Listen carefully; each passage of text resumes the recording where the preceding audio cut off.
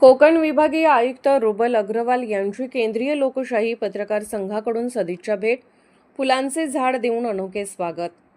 कोकण विभागीय आयुक्तपदाची सूत्रे स्वीकारलेल्या श्रीमती रुबल अग्रवाल यांची केंद्रीय लोकशाही पत्रकार संघाच्या शिष्टमंडळाने नुकतीच कोकण भवन येथे भेट घेतली.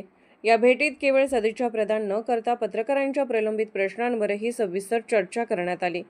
पर्यावरणपूरक स्वागत. नूतन आयुक्तांचे स्वागत करताना शिष्टमंडळाने एक स्तुत्य उपक्रम राबवला.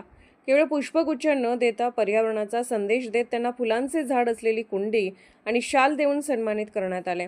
यावेळी केंद्रीय लोकशाही पत्रकार संघाचे महाराष्ट्र अध्यक्ष डॉ. मुनीर तांबोळी, पनवेल तालुका अध्यक्ष अब्रार मास्टर, व्हॉइस ऑफ मीडियाचे जिल्हाध्यक्ष अभिजित दरेकर, दैनिक बेधडकचे संकेत घेवारे, पत्रकार गणेश लोट व अन्य सदस्य उपस्थित होते.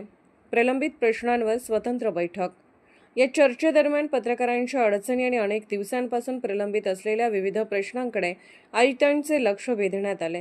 श्रीमती रुबल अग्रवाल यांनी या समस्या अत्यंत सकारात्मकरित्या समजून घेतल्या.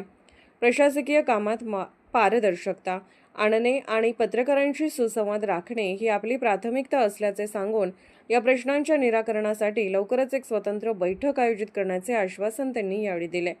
प्रशासकीय प्रमुख आणि पत्रकार संघ यांच्यातील या सकारात्मक संवादामुळे पत्रकारांच्या समस्या लवकरच सुटतील अशी चिन्हे दिसत आहेत.